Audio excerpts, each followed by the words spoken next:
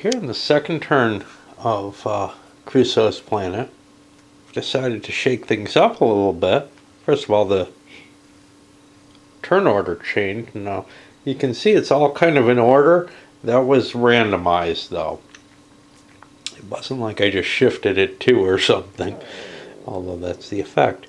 The first player, Green, well, he said, I did well with Spider, I'll do it again. I'm even with everyone else. Pink said, I've got a spear. I'm going to go take the sand crab route. Well, Yellow didn't like that and said, I've got the experience on this. The hell with you. Now, that's an overburdened route. It means if anybody ever takes more than, lands on something that'll produce more than one resource, they get one less than they normally would, but they'll still always get one from it. And it's a fairly rich path, especially with all these speared fish, and just normal fish as well, that it should still produce quite a bit with two people working it. The other option for spearing would be the ant path, but that gets so sparse at the end. And I think it's actually a longer path. 1, 2, 3.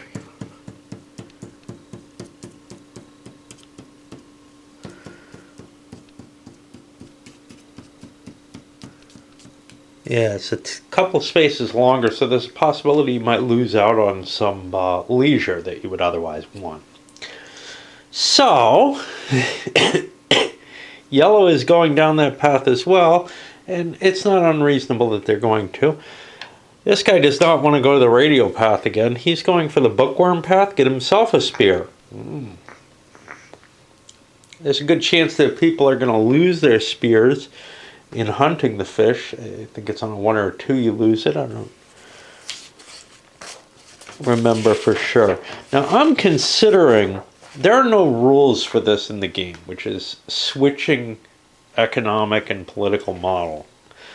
I feel like to really capture things, you'd almost want that to be a possibility. Some sort of possibility of a revolt or a vote or something like that. Now, in some models like the traditional, that may not make any sense at all.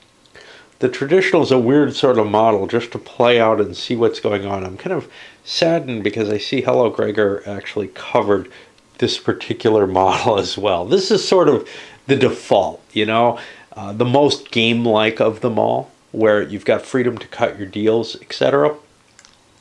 But the problem is there's no mechanism in play to handle the radio.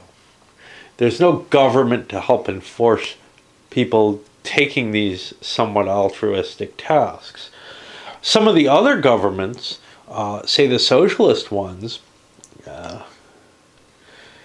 it makes more sense. We're all in this boat together. We're all going to get the same out of it. We're kind of sharing resources.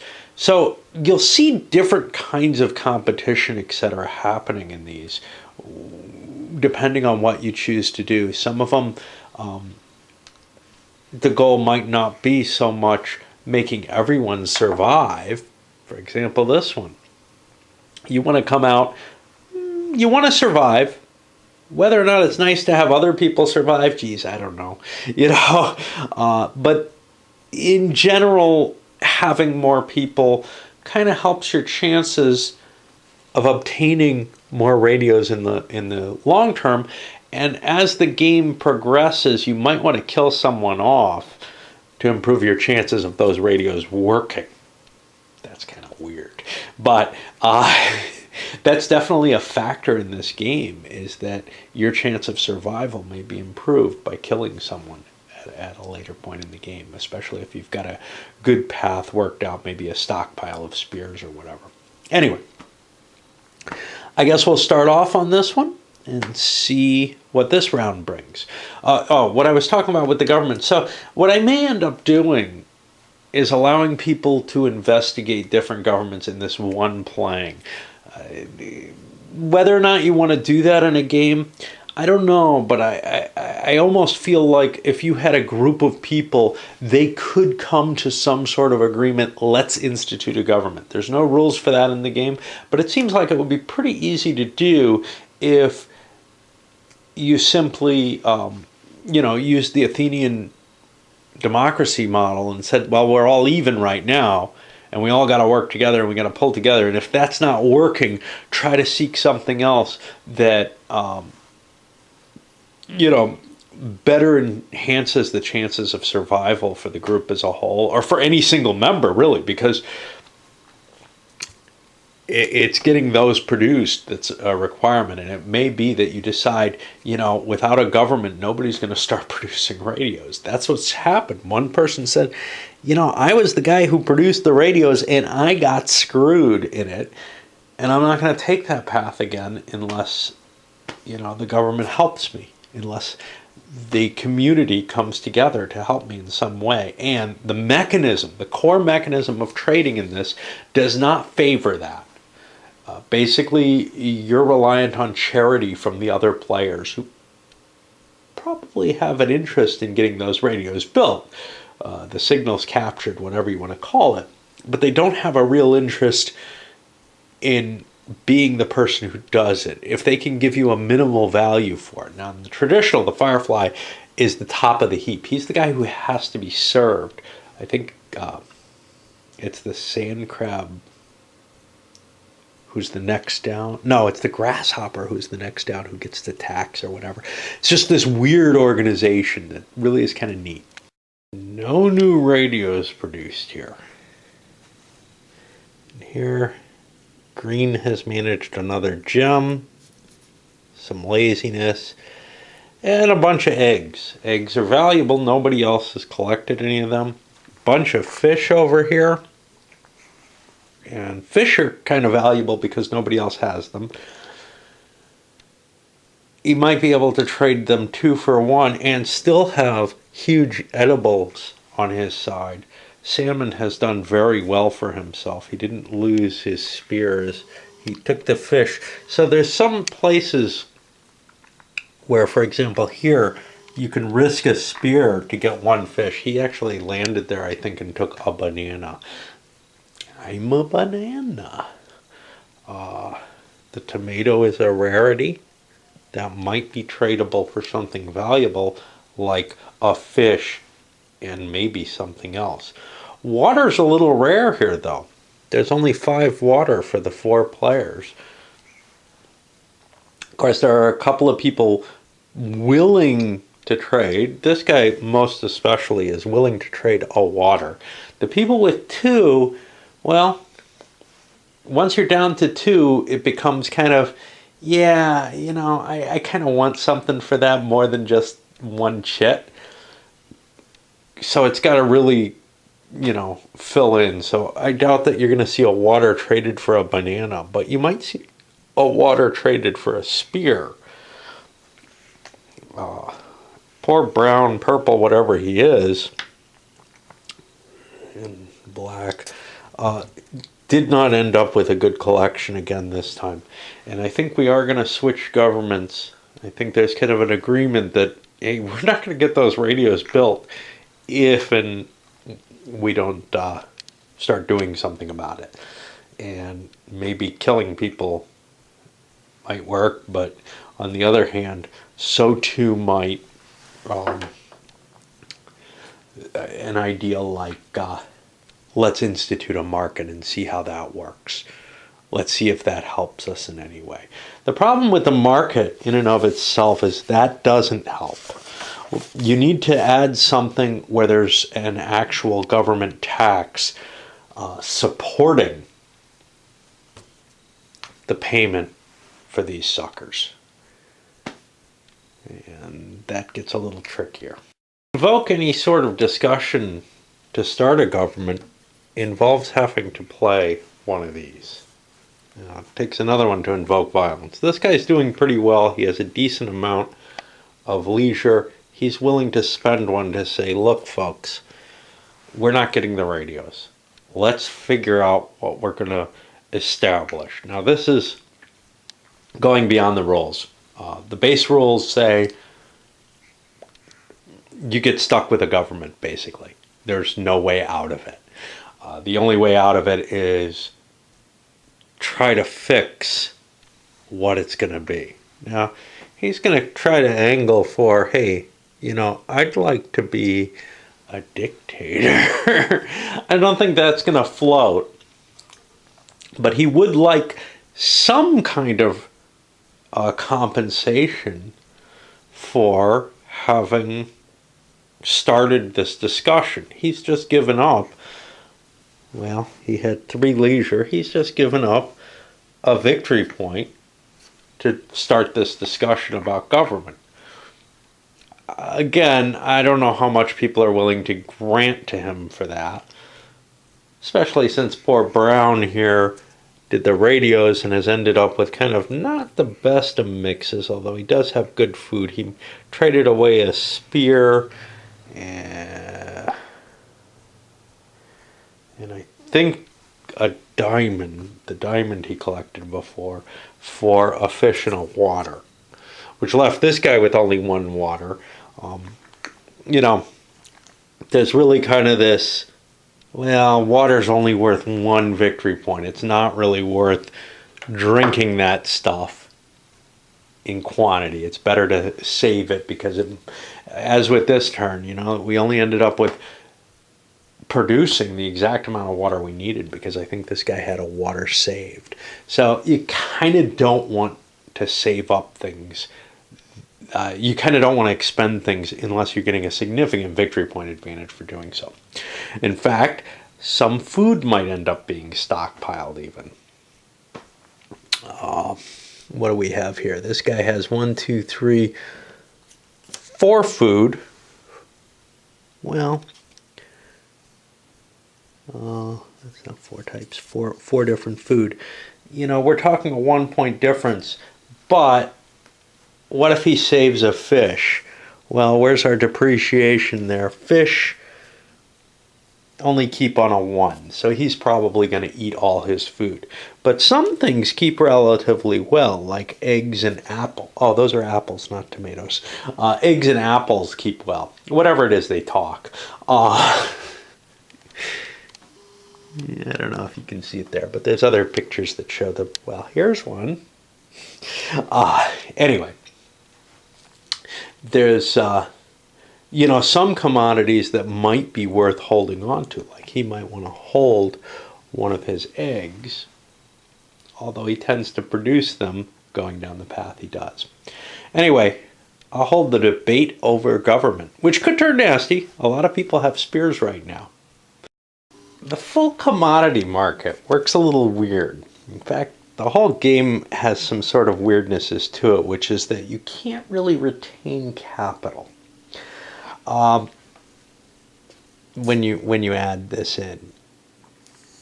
In this case, you'd be going through each good. Whatever you produce must go into the pool, according to this. A commodity price is set at the current money available for that commodity market divided by the number of units available for that type.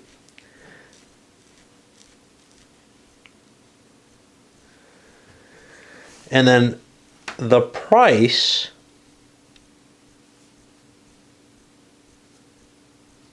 is going to be, of that market, is going to be set by how many get sold in the wholesale phase. So you're allowed to release things that you've stored into the pool for sale. You're not allowed to trade. You're not allowed to make deals in that sort of manner. All the dealing is going to come from, I'm looking to see if there's any other opportunities here.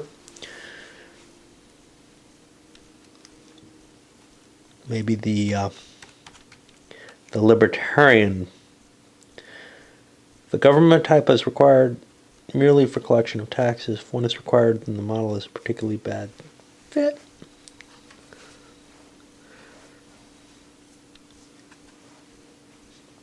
See, I remember something where you were allowed to cut a deal in order to pass things to another player. And I'm not finding that right now.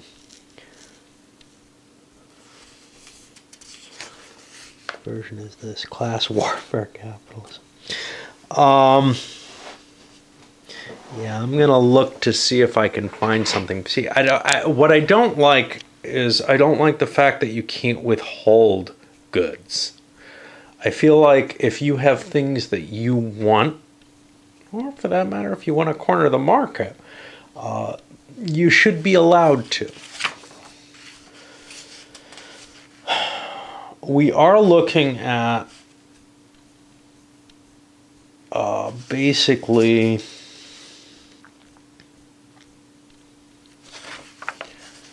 still this small society model here, as opposed to trying to reflect something that's more realistic. We're still looking at this as individual people, just individual people who have agreed that their model isn't getting them the radios that they need built, and that it won't. And forcing someone to sell things to the commodity market, I think the reason for that, though, is to set the prices. The other fact is that whatever money you have after the wholesale process is, oh no, the retail phase you're allowed to trade. Okay. So whatever deals you make in the wholesale phase are going to be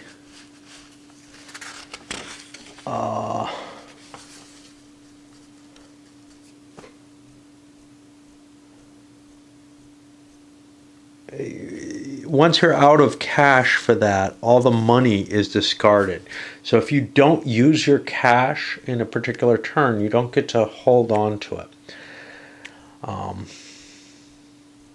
To me, it seems a little weird, but I guess what we're going to end up going with is the Athenian democracy with a commodities market and a taxation which will be set at $1 a person. Everybody's going to have an even tax burden, although that tax burden could be assessed based on the money that's available, which would also be interesting. And then that cash will be used to help incentivize the radios, and that'll happen each turn.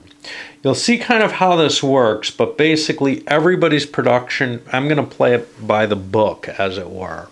Although I don't think that that's terribly realistic with 4 people. To tell you the truth, if these were just 4 people collecting resources, which is sort of what I entered into this with the thought of, they would probably enter into some kind of socialistic idea. We'll all get the resources divided as we like.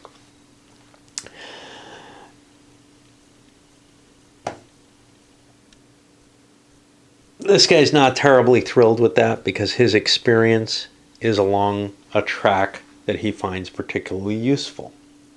And he opened this up. So kind of his advantage that he's getting out of this is, yeah, okay, we'll do the pure commodities market and we'll have an even tax base. That's what was agreed upon. The government's going to remain this Athenian democracy for now. It could turn violent if if no agreement can be kept. But right now, everybody's happier with this than they are with the idea of no radios at all. So that's what we're going to go with. And we'll do another quick round here just so that I don't forget what I'm doing. Hopefully it'll stick in my head a little better tomorrow night. But first I have to score the points for what people eat here. So the government has decided, before anybody selected their paths, that each radio will be given $20. And taxes will be collected to cover that as needed after the commodity markets on an even basis from all players. You can see the ordering got kind of scrambled here. Pink and yellow are both going down the sand crab again. Brown is back on the firefly. We have no one going down bookworm, but we have a decent number of spears available. Now, I've been careful, or I've got to be careful, to keep commodities that already exist to the side. Those aren't available to the market, per se. This gets a little tricky. We'll see what ends up happening, because I think, say, the commodity value of diamonds, there probably won't be a lot sold. The first person to sell one of any commodity gets their share of 100, which is the base value on all the commodities. But then once those commodities are wholesaled, well, their actual desirable price is going to be fixed at that. So the commodity market is going to pay probably more on the diamonds than they'll be worth when they're actually purchased. What I'm talking about here, the example, let me try to explain it. Let's say only one person produces a diamond and they put it up for sale, and none of these people do. That diamond will get the whole $100. Nobody's going to be too likely to pay that much money, at least at this point in the game, for a diamond. And that may mean that some of these people will pay more. I'll throw their diamonds into the commodity pool to pay off, especially if they end up low on purchases. Radios could be one hell of a funding, though, at $20 each. This guy made quite a bit if he was producing them. His weakness from last time is one of the reasons that they set the price so high, saying, look, you know, you're the guy with the advantage on it, you'll get to do it. All right, I guess we'll start down the paths and see what happens. Again, an overburdened path, but it's the richest of the paths in a lot of ways. First case of experience coming into play. The pink salmon whatever player has sand crab at 4. He's rolled a 4. Since he only has one 4 in his experience, he's allowed to modify that by 1. Now, a 4 gets me to this, which will get me 2 fruit. That's actually not that bad. I'll get a tomato and a banana off of that. Alternatively, though, I could grab a diamond or 1 fish, or I could shift over here and grab a couple of water or a couple of valuable radios. Ooh.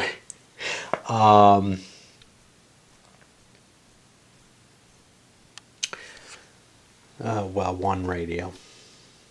That's guaranteed at $20. Given everything I said and the fact that it slows me down, I'm going to go with the diamond. And I'll just keep going with other people. But I just wanted to show you how the experience works, although it's pretty simple. All right, well, we've made our way down to the market, and you can see this is mainly the effect of experience.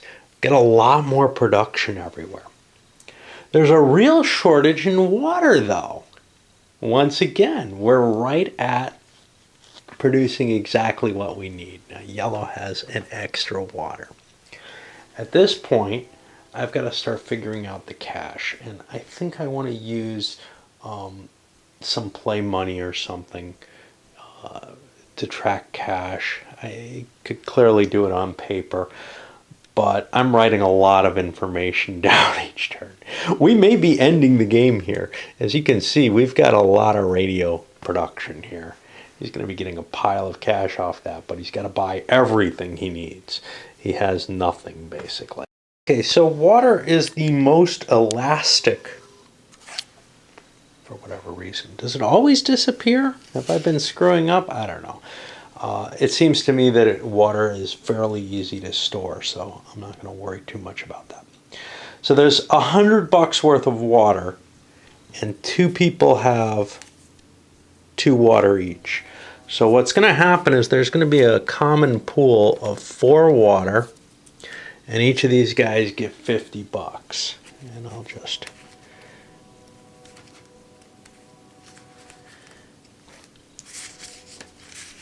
hand them some cash to do with as they like. Bidding is going to be kind of tricky doing it in solo. And again, I don't think this is a game I'm going to play much solo. I think it's more one to explore with other people with the mechanisms in play. Okay, so our next is fishies. Yeah, these can't be, these aren't in terms of destructiveness because bananas are more easily destroyed than apples. And so I think water is safe. I think you can hoard water. Okay, so our next one was bananas. We've got 3, 4, 7 bananas. 100 divided by 7 gives us 14 bucks per banana. And we'll multiply them out. And I'll give everybody the cash, and all the commodities are going to go over there. Then we have tax to pay for all these radios. And some people may just run out of money. It's conceivable because we've got a lot we got to pay. 1, 2, 3, 4, 5, 6, 7, 8, 9. That's going to be 180 bucks divided 4 ways.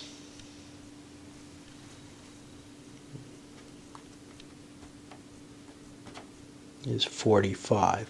Now I got the 14 for the bananas though.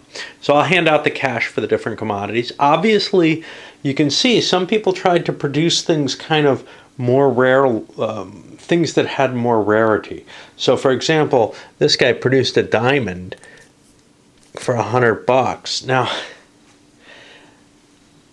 he doesn't want to throw another one in, but maybe this guy needs cash and wants to throw them in. Or maybe these guys who have diamonds are going to pay to keep the value of diamonds up on their bidding. It's hard to tell what's going to actually happen there because this total free market where when it goes to the wholesale subphase and those things are actually sold, there's a lot of reasons you might want to keep prices boosted in case you need to sell one. Right? If you buy a diamond now, that allows you to save 100 bucks if it only goes for 100. We'll see how it plays out. But right now I got those bananas, and they're not bringing in a whole lot. Actually, it doesn't matter much for the commodity market, but it will matter for the wholesale. Bananas were not next. Fish are next. I'm thinking that the bananas should be because they're more consumable. But got to follow this order: water, fish, apples, eggs, bananas, and that's what I'll do. Now, there's a pretty good chance this guy's going to dump that egg at 100 bucks. Well, we have a problem.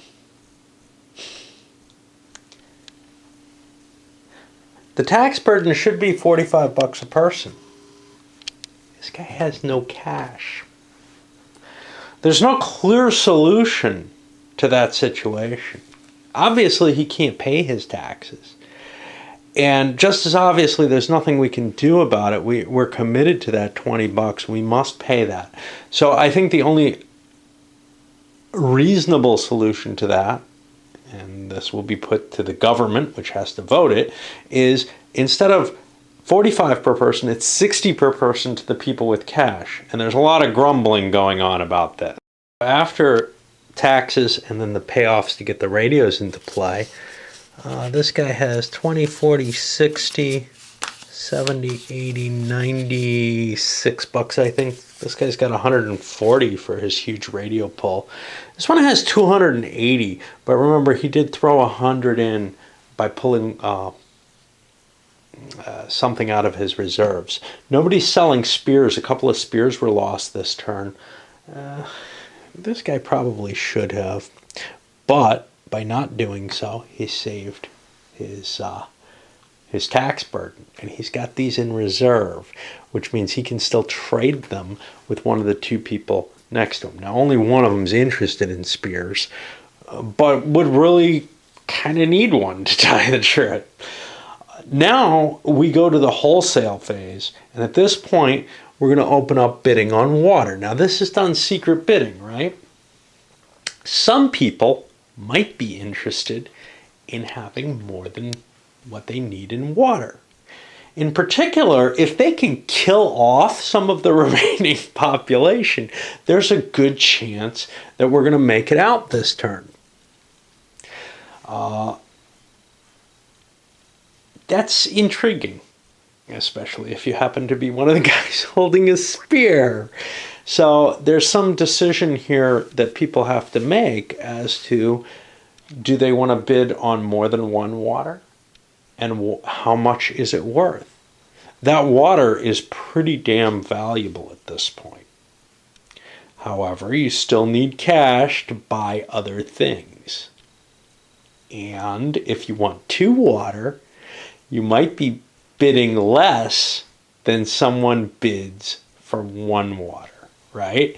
So, this guy could buy 1 for a reasonable price, but he doesn't really have a desire. He doesn't need a second water. He's got 1 stockpiled already. People who are buying 2 are really doing it. If they're doing it to hurt someone else. If everybody bids $1, the price of water goes down and crashes and becomes a lot less valuable to try and collect as a resource, though.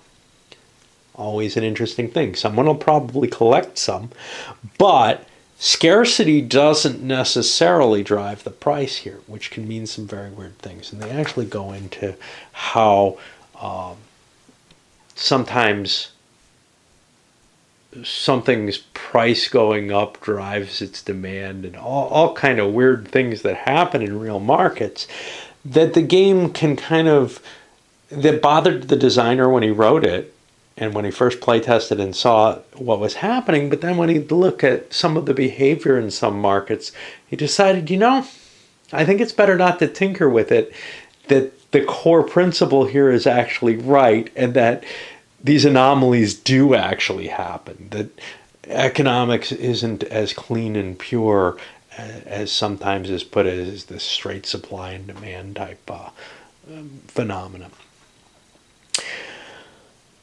All right, well, I have to figure out and you can see this is much, much more complicated once you add the free market. I have to figure out what each person is willing to bid and how many water they want.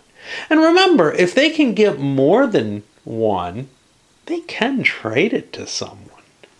Maybe get if someone next to them, maybe get something worthwhile out of that.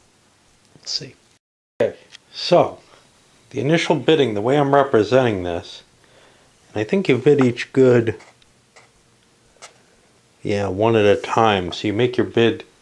Oh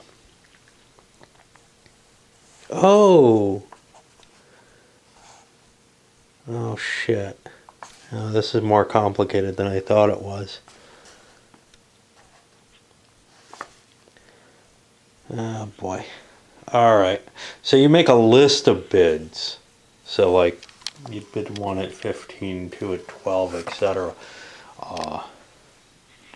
So basically, at $1 you'd buy them all, right? If you could. So I'm going to try, I'm going to have to come up with a new way of representing the bids. What I was doing, I thought, well, this guy wants 1 and he's willing to pay 30 for it. But he might be willing to pay less for 2. You know what I'll do? I'll do an apportionment here, because I don't want to get too complex on the bidding. Now, if you were actually playing it, in a group, you'd probably play differently. But what I've got is this guy is willing to spend $30 on water. So if he can get 2 of them at 15, he'll do that. This guy also bid 30. This guy bid 40, which means if he can get 2, he'll go for 2 at 20. This guy is doing the same, except his base bid is 20. Okay, so let's see what we have here.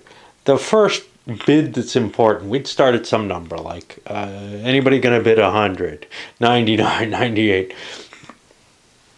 Well, Obviously, it's not going that high, but it is going for a good price because there aren't a lot of water, and you need water. So 40 is our natural number, and we've got one person puts his finger up at 40. Okay. As we work our way down, we get to 30, and now we've got 3 people with one finger up. When we get to 20, 2 more fingers go up. We've got too many. Obviously, again, people would probably cut lines a little differently, but I'm going to do it this way for my simplicity. So we jump back up. The going rate for water is going to be 21 bucks. And that means each of these guys gets a water. The other water is going to go, I believe, just be discarded. Nope, they go to whoever bought the most, and then whoever offered the most for 1 unit. Okay.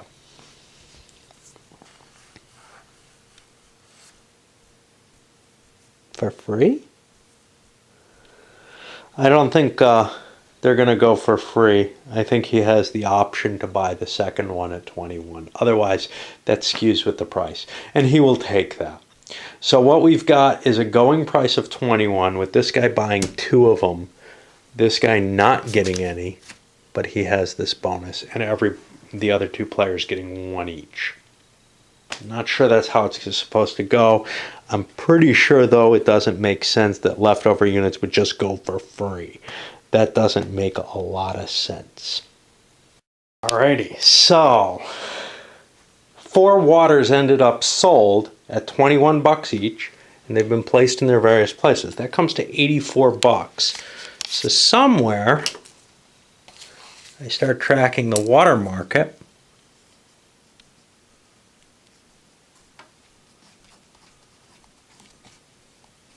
And its total value is now 84 bucks instead of the 100 it started at. Now we go through bidding on the fish market. Now, there's a lot of fish out there. So people figure they can probably get at least a fish for a reasonable price. But again, they're going to set up some kind of apportionment as to the list that they're going to buy out. And I'll handle the rest of the markets. When we get towards the end, things get interesting though, because whatever cash you have on hand, it cannot be saved. It'll all get flushed. So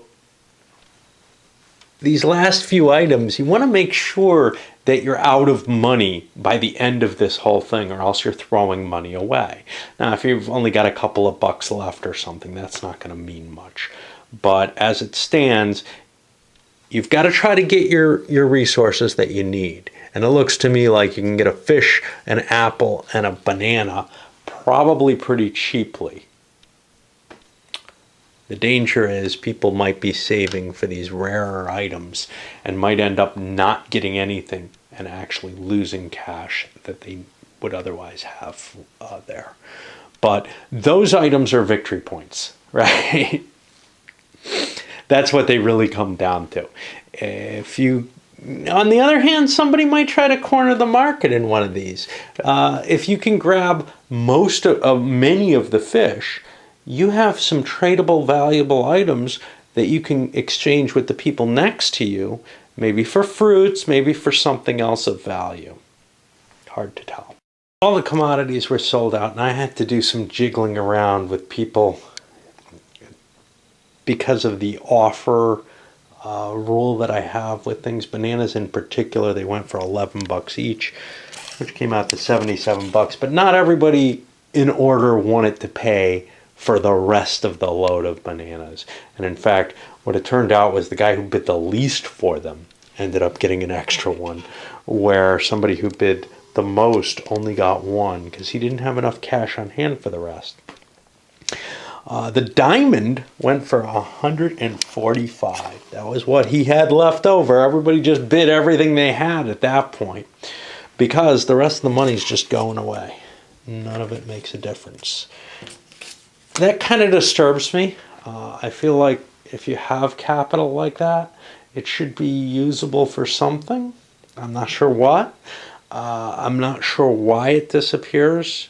A lot of the mechanisms that are going on here do make sense, but without it disappearing, you would be perhaps in a position where you wouldn't want to bid high on something towards the end.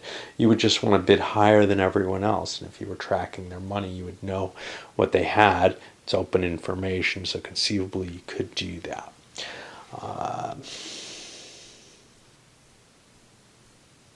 I'm not honestly convinced that that makes more sense, but I'm going to go with it because the designer certainly put a lot more thought into how everything's going to work here. In fact, the peculiarities of the market seem to indicate that things will go for their value. You're going to spend what you can on survival and these luxury items that are victory points at the end of the game. So, before we get to scoring, we have one more action to undertake, which is the trading amongst themselves. Now, there's a limitation. You can only trade with the people next to you. In 4 players, that means you're only denied one person. But there's nothing in the rules that seems to inhibit chained trades, which is to say, I could make a trade with him, then he makes a trade over there. So the goods can get where they need to get. They can settle their way there. They just can't make it immediately the way they used to be able to without the market economy. Again, I guess the way you'd normally play this is to test out to see how these different economies with different groups of people and different philosophies that those people hold would actually hold up in the situation. In this case, I'm not too worried about that. I really kind of just want to see how, because I don't have significantly different personalities here, they're all kind of me, except for randomization as to whether or not they think they're willing to accept what I think is a reasonable offer.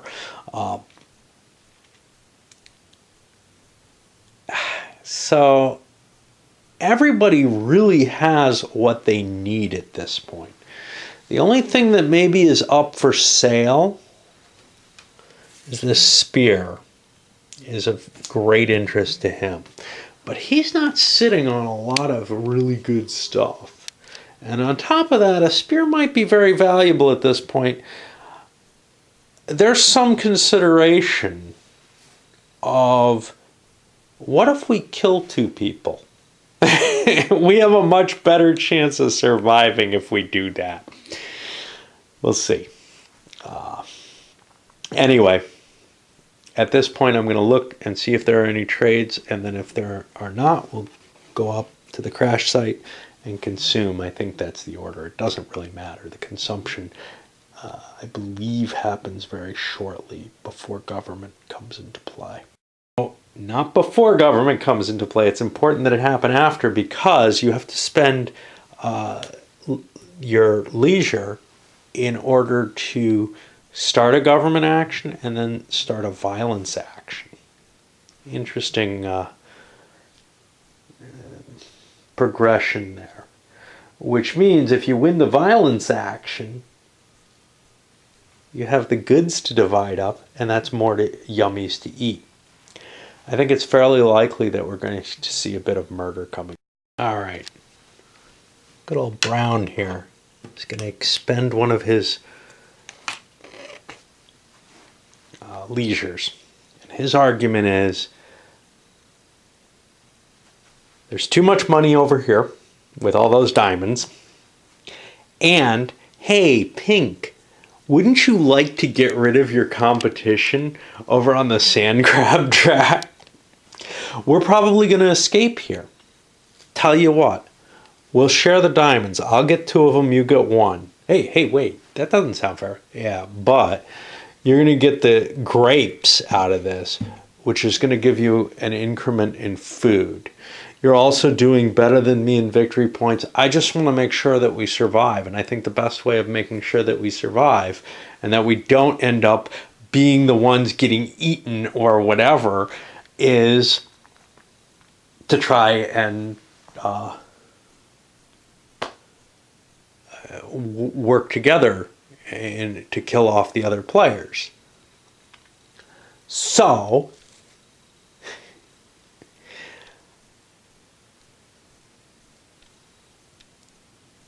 why don't you call a kill on this guy and see what happens? Because we can split up his goods. And, well, with 3 dice, we might all survive. Right? And then we don't actually need, if he doesn't come in, and his statement is, well, I really want to hit him. I think it's more reasonable if we each go after one. And then we kind of spread the value more. Except for the problem is we have to kill this guy. He's got all the wealth. He's the guy who's going to win because he's taken all that wealth. So, since we can only target one person for sure, we'll get yellow later if need be.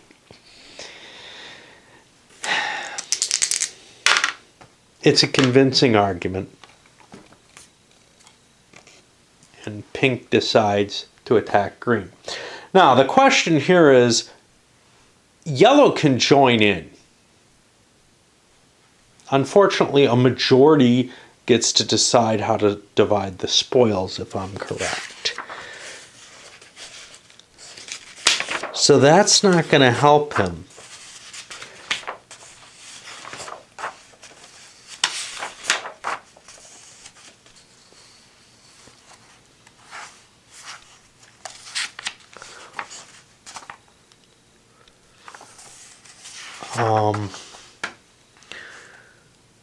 Yeah, it's just a majority vote of the winners. So yellow's choices are kind of join with green at this point, and it is only a +2 to the die roll, or hope that the rescue is this turn, but I'll probably come in third if I don't join in. So he's going to hope. Well, poor green. All right, so we've got 2 dice. These guys are each chucking their spears. Well, purple's chucking his spear. He's not going to chuck a spear. So it's 2 dice at +1 versus 1 die. They get an 8. The 1 die gets a 3. He's been defeated. They're going to kill him. And they're going to divvy up his spoils as agreed. Grape and a gem. 2 gems.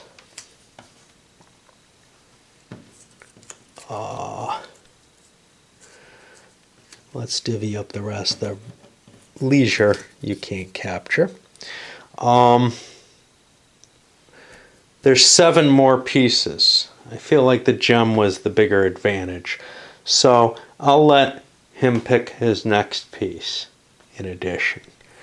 And what keeps the best? That might be the real answer here. Grapes keep quite well. Eggs keep quite well. Apples keep well.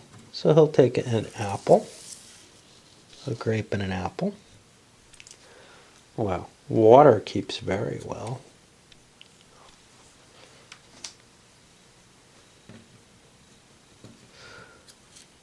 Bananas and fish, it doesn't really matter.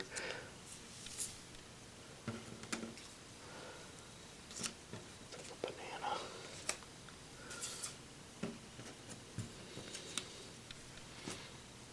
And that's what we have divvied up.